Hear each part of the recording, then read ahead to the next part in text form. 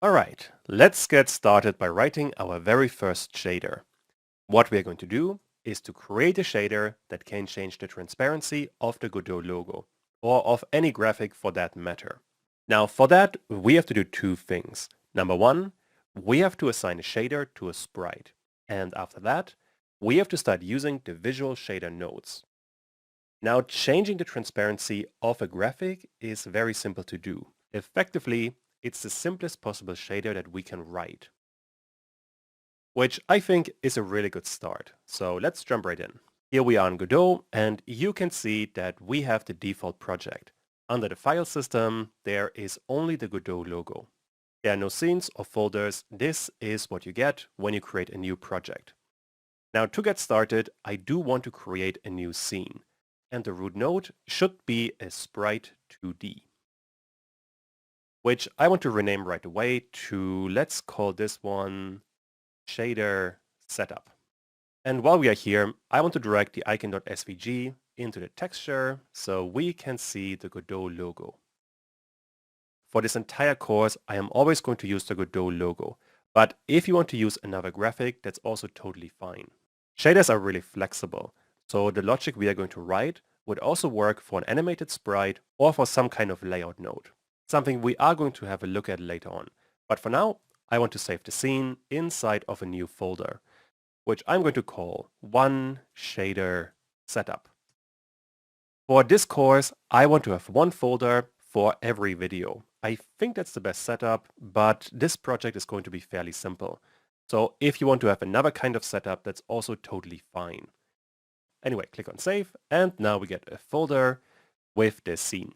That is a good start. So next up, I want to assign a shader to this sprite 2D.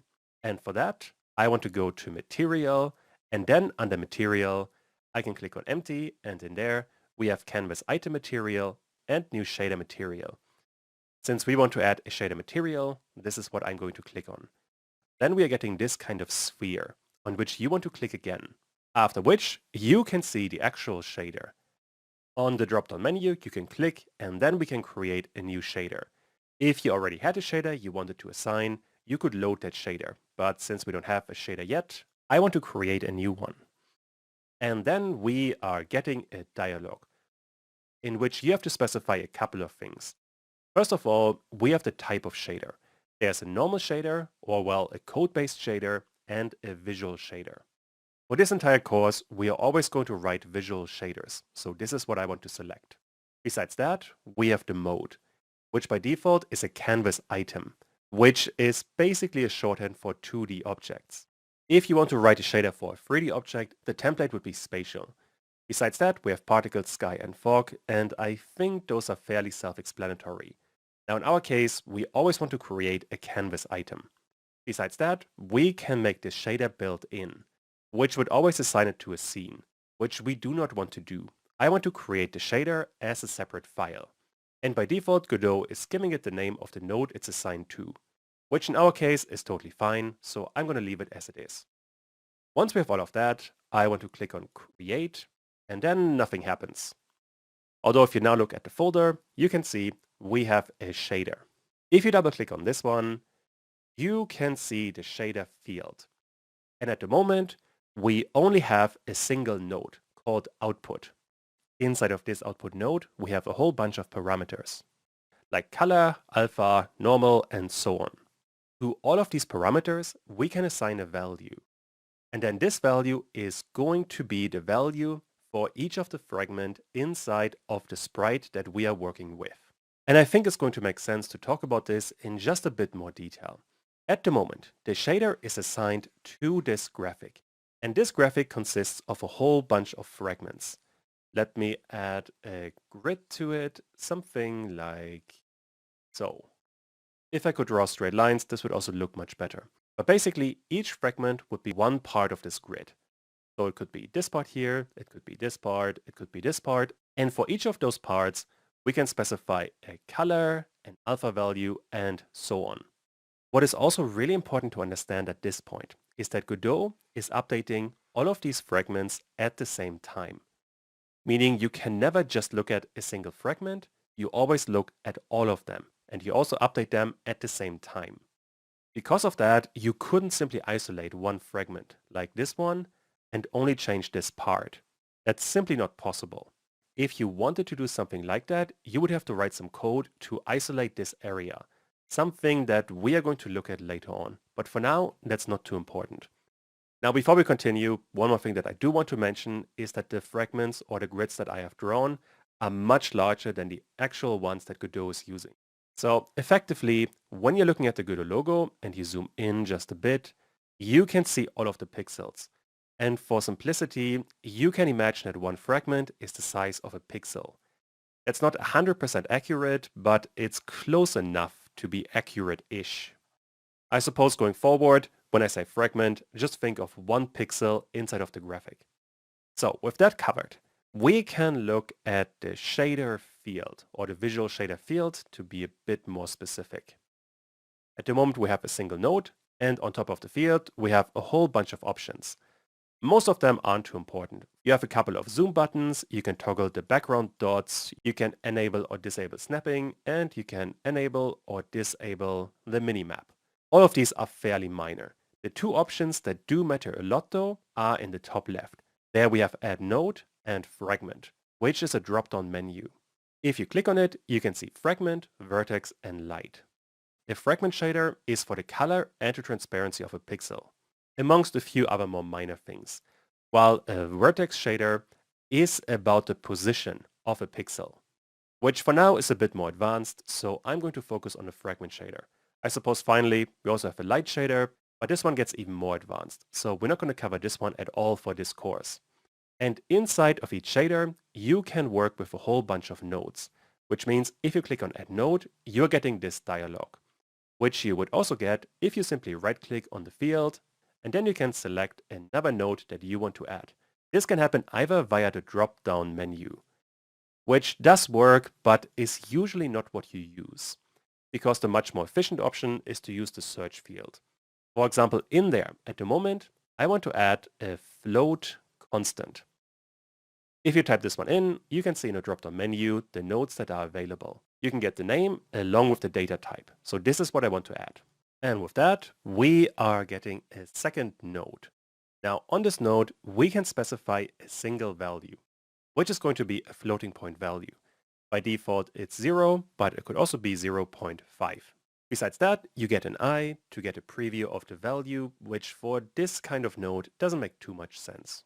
Although, if you set it to a 1, you're getting a pure white color, and 0 is going to be a pure black color. You're going to see in a second what these values do. What is much more important is that you can use this value, which you can see via this little gray dot. Effectively for any node, you can have dots on the left side and on the right side. If a dot is on the left side, that means a node has an input. For example, for the output node, we have a whole bunch of inputs. And if a node has some dots on the right side, those means they are output nodes, meaning they are effectively sending out a value. And I suppose I should mention that the node system always works from left to right. And what all of this comes down to is that we can connect these various nodes via the input-output system. For example, I can connect this floating point value to the alpha parameter of the output node. And then the Godot logo disappears, because now we have set every single pixel to an alpha value of 0, meaning it is entirely transparent. But if we change the value inside of float to 0.8, then we have some transparency, but we can still see the logo. Also, what you should pay attention to, and let me zoom in for that just a bit. If you look at this corner, you can see that now we can see all of the pixels, whereas in the original, without the shader, we have rounded corners. That is because now, for every single pixel, we have the same alpha value, whereas in the original, we had some pixels with an alpha value of 0, so those were invisible. But now, because of the shader, those get the same alpha value as all of the other pixels, which effectively means that we can see all of the pixels. And that would be an incredibly simple shader. Obviously, this doesn't do very much at this point, but if you could follow along so far, you should have a reasonable start. Now to continue, we have to talk about the various data types that we can work with. But that is a larger topic, so I'm going to put this in the next video. I'll see you there. Now that we have a basic shader in place, we can talk about the next important topic, and that is shaders and data types. Shaders can work with a lot of different data types. You basically get the same that you see in any other programming language, like integers, floats, and various kinds of vectors, like vector 2, 3, and 4s. You would also get Boolean values along with a few others. The one exception is that inside of shaders, we do not have strings because, well, we don't need them. Inside of this system, visual shaders represent a data type via a color. For example, integers and floating point values are gray. This is what we have already seen. Besides that, we have a vector 2 which is purple, a vector 3 which is dark blue, and a vector 4 that is gold. Those are the most important values. Keep in mind there are more, but at the moment that's not too important. What is much more important instead is converting data types, because very often you will come to the situation where you have to convert a float to a vector, for example. And shaders are very accommodating for all of that.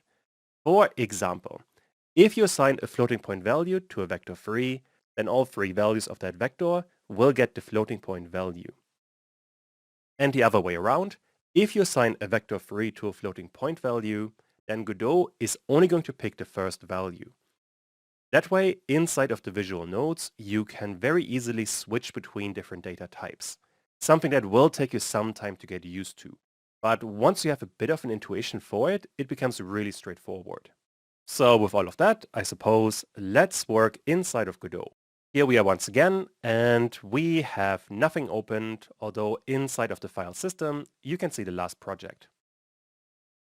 Once again, I want to create a sprite2D as the root node and rename it to shader data types.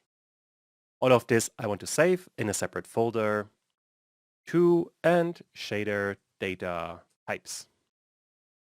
Then save the entire thing and assign a texture to the sprite2D.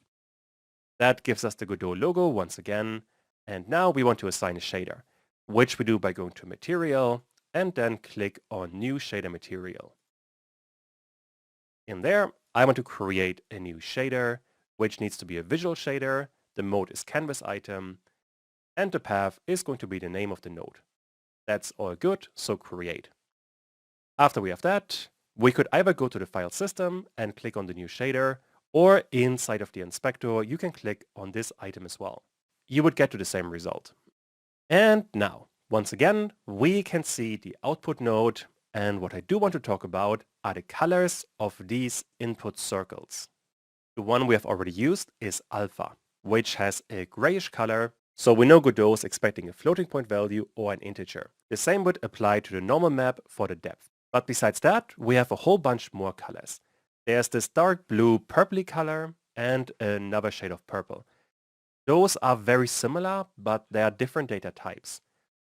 For the color, we are expecting a vector 3, whereas for the shadow vertex, we are expecting a vector 2, which I can actually demonstrate much better by simply creating a few more nodes. So right-click on the shader field, and we want to create a vector 2 compose node. Click on enter, and now we are getting a node with 2 inputs, where we are expecting floating point values or integers. And then we have an output, for which we have a color that is kind of purple. And then we get a drop-down menu in which we can select a vector 2, 3, or 4. If I change this to a 3, then we are getting 3 inputs and a different color for the output. Finally, if we do the same thing for vector 4, now our output is yellow gold-ish, and we get 4 inputs. So that way you can identify different kinds of data types. And for now, I want to work with a vector 3, because if you look closely, this is the value that Godot is expecting for the color, meaning if we connect the two, then we're getting a black color for the logo. That is because at the moment we're having 0, 0, and 0 for the RGB values. Inside of this node, they are called X, Y, Z, but that doesn't really matter. So what we can do is change the first value to a 1, and then we're getting a red value. Or in other words, we're getting the full amount of red, no amount of green, and no amount of blue. So for example, if you want to have a green color, I want to have 0, 1, and 0, and we're getting green. You can also get a preview, and you would get the same output. So that is working really well. And also, you can connect this vector compose node to other nodes. For example, the one that we have already seen is a float constant, which only has an output that we can now connect to, let's say, the blue value. And then change the value here to a 0.5, and we are getting much more blue. So this would be another kind of data type. But now let's try something different. Let's delete the vector compose node and instead connect the float constant to the color directly, which is something that you can do. And the end result is going to be a grayish color. So how do we get here? Let me rearrange the nodes just a bit. And now, for any kind of color, Godot is expecting a vector 3, which you can see down here. This vector 3 has a red value, a green value, and a blue value. And when we specified a vector 3 earlier, we could give each of those a separate value. But now, we are assigning a floating point value to this vector 3. And what Godot does as a consequence is it assigns 0.5 to all 3 of the values. And as a consequence, we're getting a grayish color. That's literally all that's happening in here. So what we can do to test all of this is get rid of this float constant node and instead add a vector 3 compose, which I want to connect to the color once again, like so, and then change the values for all 3 of them to 0.5. The end result is going to be exactly the same. So this would be one data type conversion, where we are converting a floating point value to a vector 3. And what we can also do is the opposite, where we are trying to assign a vector 3 to a floating point value, let's say the alpha value. If we are doing that, like so, then the Godot logo is going to get a transparency of 0.5. That is because for this alpha value, which is looking for a floating point value, we are always using the first value. Nothing else matters. If I set this to 1, then we are getting no transparency at all. But if I change any other value, let's say this to 0, then nothing is going to change because y and z are simply ignored. The only value that matters is x, which is now setting the transparency.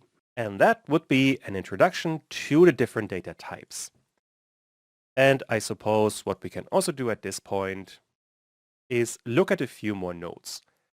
So when you're working with data types, there are a couple of nodes that are really important. The first one that you are going to use quite a lot is a float constant. So this one simply gives you a float.